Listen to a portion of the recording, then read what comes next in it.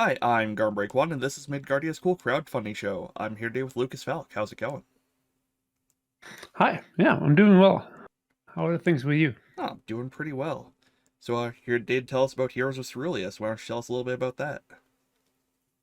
Right. Yeah, it's a tabletop role-playing game I've been working on pretty much for most of this year, and it's a pretty traditional role-playing game in the sense that you're playing adventurers in a sort of a fantasy setting. But it's quite minimalistic rules-wise. It takes a lot of inspiration from old school video games and also old school role playing games in a lot of ways too. And it mixes in like video game logic with tabletop role playing, which makes for a pretty peculiar gaming experience, I feel. So I'm looking forward to sharing it with more people. We put out a quick start sometime at the beginning of the year, I think, or spring. And we've been play testing it and having loads of fun with it. But now we're making it into a real game with a book and like a ready-made campaign and lots of fun stuff. I do like nice fancy books. I have Yeah, too uh, many physical books. yeah. It's someone said that having physical books is a separate hobby from reading. Yeah.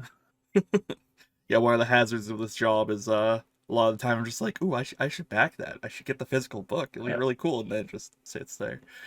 yeah, Yeah. yeah. I do that as well. But I have like I try to keep at least my bookshelf to games that I'm gonna read this someday, and hopefully I will get to it. And yeah, this summer I had a long vacation, so I took a bit of time to at least get some books read in my game library. So that was a lot of fun. Excellent, excellent. Yeah. So, why don't you tell us a little bit about how does Heroes of Cerulean work, like mechanically? It's quite traditional in the sense that you have stats and you make like action rolls. You fight monsters and you have health points, but it's all very minimalistic and video gameified. So you have three stats, which is might, bravery, and insights, and that's all your stats. And then you roll pools of d4s. So like if you have three in might and you're fighting someone, you roll three d4s, and the highest die result is the result of your action. And like the monsters, you don't roll any dice for them. So the heroes rolls decide what happens. So if it's a good roll, if it's a four, the hero succeeds and the monster fails. If it's a three, both sort of succeed and both lose health. And if it's a one or two, things go badly for the hero. And so the monster succeeds and the hero fails. And it's the same with like jumping chasms. On a one to two, something bad happens and you fail. On a three, something bad happens, but you succeed. And on a four, things go your way. So it's very minimalistic, fast, and player focused in a lot of ways. Right on. Yeah, I like dice pool systems. They're fun and it's always very quick to read. Yeah, I like that about it, and also like the tactile aspects of picking up dice. Like if you get a modification of some kind, you pick up another die rather than having to count things It's very uh, satisfying. Yeah. mentally. Yeah, yeah, and also like I used to play Warhammer, the miniature wargaming for a while, and like there was just something about picking up a fistful of dice and rolling it. Yeah, I've got a couple of the old Warhammer 40,000 rule books somewhere around here. Uh, Third and fourth edition. nice. So, I'm ancient. I think they're Yeah, up to nice. like ninth or something now. I think so, yeah. I haven't played in a while either, but yeah, something around like ninth. Preposterous. Yeah, I think fantasy is up to ninth as well. Yeah. So how did Heroes of Cerulean originally come about? So I'm a big fan of the Legend of Zelda games, and I've been designing tabletop role playing games for a while. And I just figured like there's something uh, about just classic adventures and dungeon exploring. There's an apparent overlap there, and I just started thinking about if I were to design an official Zelda role playing games, what would that look like? And there are a couple of Zelda inspired games out there, but I think it's just a personal thing what aspects you uh, focus on in Zelda games, and I wanted more focus on like minimalistic rules and exploring the dungeons and a lot of focus on using items in creative ways. So like every dungeon has an item that you find and you use that to solve problems. And I just wanted to see how minimalistic I could go, and also when I started implementing like the video game logic aspects of it, I started really thinking, oh, yeah, this is something different. Like it's a different gaming experience, and that always excites me as a game designer. Like, yeah, it's not the same experience as playing a different game. It's not it's not necessarily a better experience, just something alternative. And and then we started thinking about, yeah, maybe we should make a game out of this, publish it. And we started thinking about what it would look like visually, and then we sort of, yeah, we should have pixel art because that gels with the concept of old school video games, and then everything else just uh, pretty much followed naturally from that. So so it was uh, quite a quick game design since it was not very uh, all encompassing rules wise, quite minimalistic and streamlined, and also a lot of inspiration just made things happen. So uh, probably one of the easier games I've designed, design process wise. Also, the art is fantastic. Like, I love it. It's very good, especially Oh, the thank you dungeon map. kindly. Yeah, the Oh, woodland thank you. temple Yeah, map. Yeah, yeah. The quick start. I tried my hand at making everything, all the art myself. But for the book, we have a really talented Swedish artist, or talented is the wrong. She's skilled. She's brilliantly amazing at illustrating. Uh, I bet there's a lot of hard work behind that. But she's illustrated a couple of games for us, and so we asked her like, we want to do a game with pixel graphics. Could you do that? And she was like, yeah, I'll try it. And it turned out so much better than I could have imagined. So the book will be a level up from the quick start illustrations for sure. But speaking of the dungeon map, that was the thing that uh, I've taken a lot of inspiration from the also a Swedish role playing game called Mörkborg, which is like a really grimdark, old school Renaissance kind of role playing game. And there's been so much third party content created for that, like a lot of adventures and classes and everything. There's just something so accessible about the visual style of that game. Like they use a lot of public domain art and a lot of like scrawly, simple illustrations and vibrant yellow and hot pink and black and white colors. So you can almost like you can look at something and see, yeah, that fits with Mörkborg, and it looks sort of official as soon as you do those things and smack on a couple of weird fonts. And I wanted to do something like for Heroes of Cerulea, where anybody could make a dungeon that sort of seemed official. And you don't have to be a talented illustrator to make a dungeon map that looks appropriate for the game. So we wanted to make the visual style of maps as minimalistic as possible too, so anyone can just create maps that looks like it could be official material. right on. So is there gonna be like a third party content license thing, or Yeah, we have one planned at least. I guess it depends whether people would like to make stuff, but we have it planned at least because I did a game in Swedish called Vindsjäl, which is also like a lot of people started sending in adventures that they wrote, and I think we published all the adventures that got sent in into like adventure collection books that we published officially. But yeah, so we'll see what happens. We'll try to pick up like externally written adventures if there are any in some capacity. Either you could publish them yourself through a third party license, or maybe we'll do like a dungeon collection book in the future if people would be interested in that.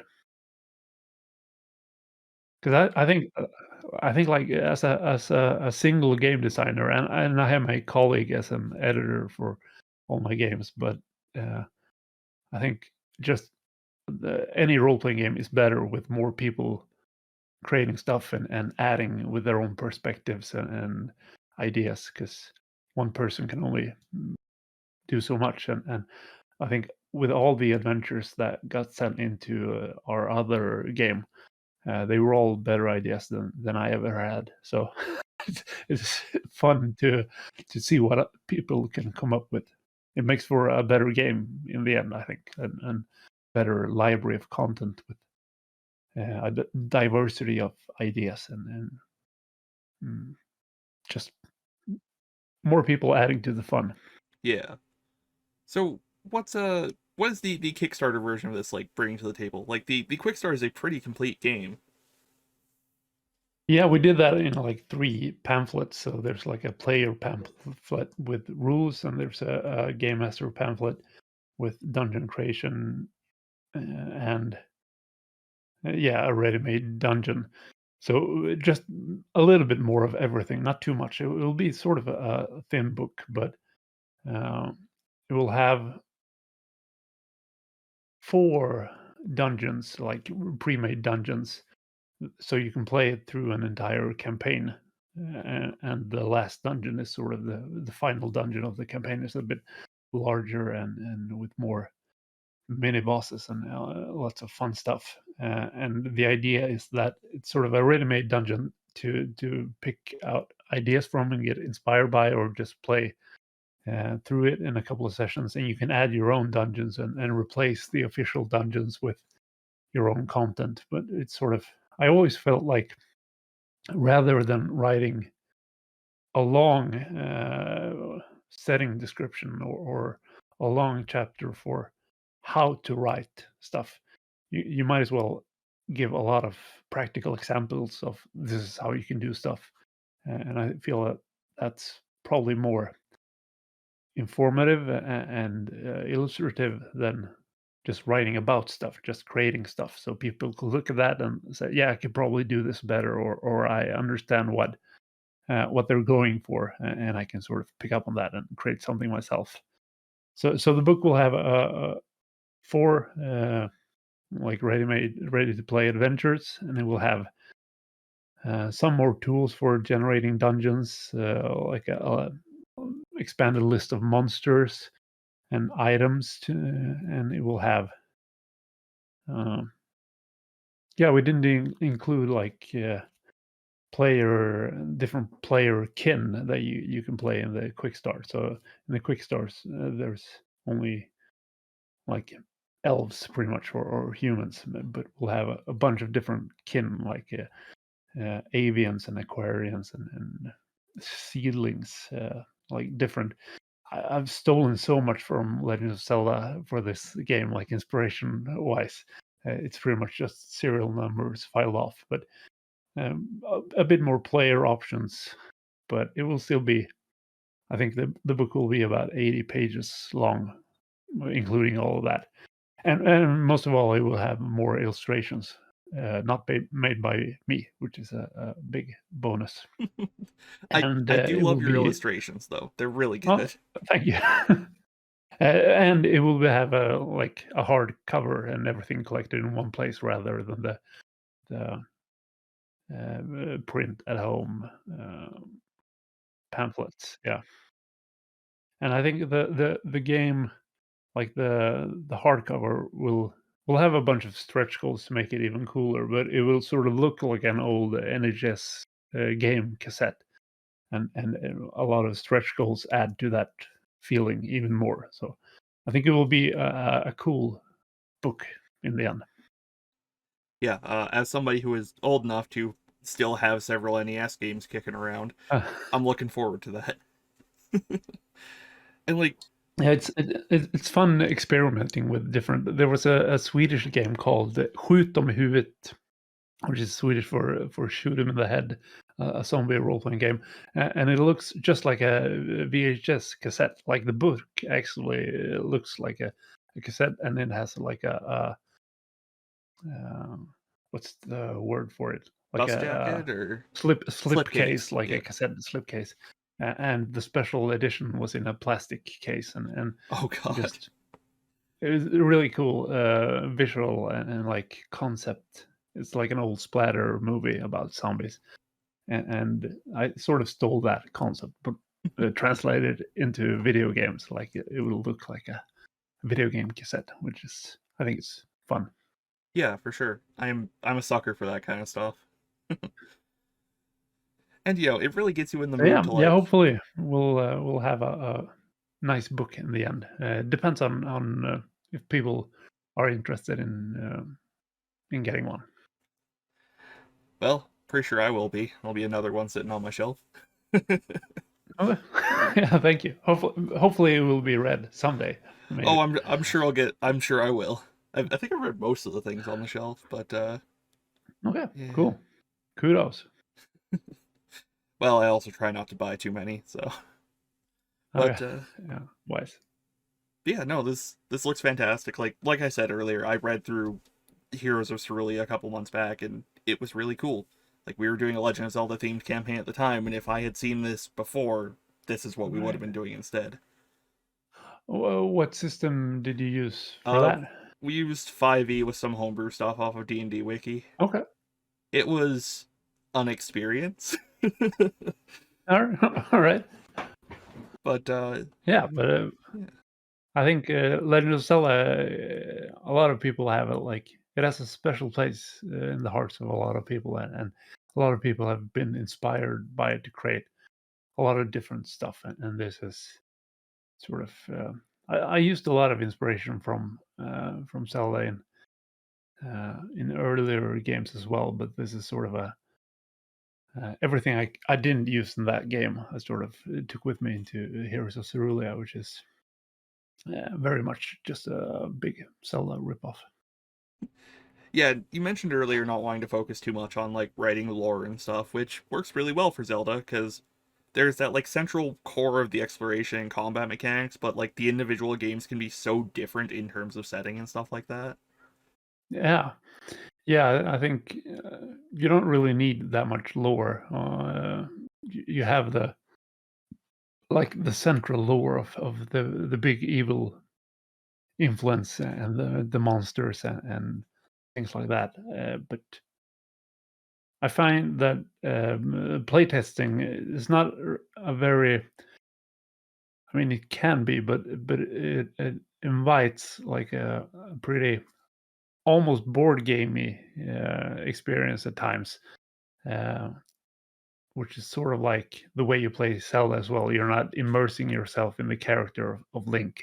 You're sort of controlling Link and exploring the world, and that's what's interesting.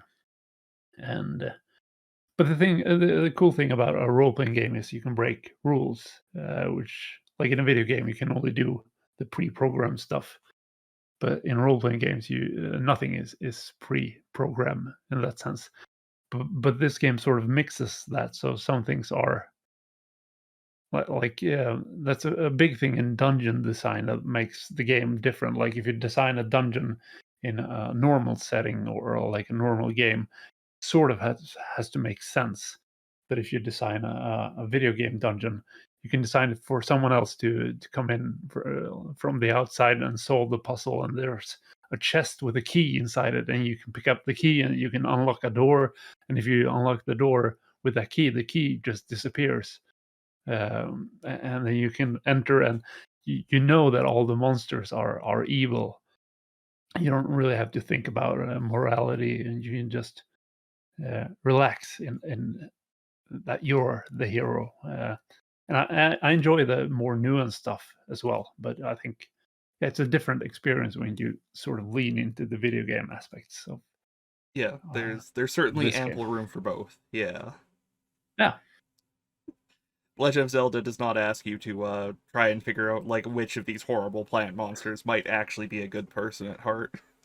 right, right. You don't have to solve the politic side in that game. And I think, yeah, we made the game we made before this, or rather two games before this, was a game about toxic masculinity in the Viking Age. It's a game called Blood Feud, and really heavy themes and like a lot of problematic behavior and social commentary in that game. And this is sort of the polar opposite. It's just a fun, uh, mindless, or well, creative experience rather than like a introspective and criticizing experience, like different things. And that game focuses a lot more on story and relationships and um, yeah, creating interesting narratives and dramatic situations. And this is just more fun exploring, fighting monsters, Yeah. finding items and yeah, more of a fun experience. Yeah, Viking. Although I had a lot of fun with Blood Feud as well, just people behaving really badly for all the wrong reasons, but Yeah, different fun. yeah, the old Norse codes of honor are pretty wild. That they Yeah, seem. but Yeah, also I think the co-designer of that game, almost person, they got a lot of inspiration from riding the bus and studying teens, like acting uh, like following a certain honor code and interacting with each other in a way that mirrored pretty much the Norse honor code in a lot of ways. So yeah, huh. it's an interesting game as well. I'm really proud of that one as well. I'm definitely gonna have to look that up then. Yeah, yeah. All of our games, like I'm the worst salesman ever, but all of our games are free to download as PDFs, or rather pay what you want, so you can get them for free and check them out if you want. Right on. All right. Well, I'm looking forward to Heroes of Cerulea and eventually playing Blood Feud as well because that sounds like an experience. It is an experience, yeah. All right, then thank you very much for taking the time to chat with me. Yeah, thank you for coming on. It's been a ton of fun. And for those of you watching at home, there is a link below. Uh, go back this. It should be up by the time this video is up, so go back this. Get yourself some sweet Legend of Zelda inspired adventures, and like stab stuff with a sword and not think too hard about it. Yeah. Good night, All right. everybody. Thank you.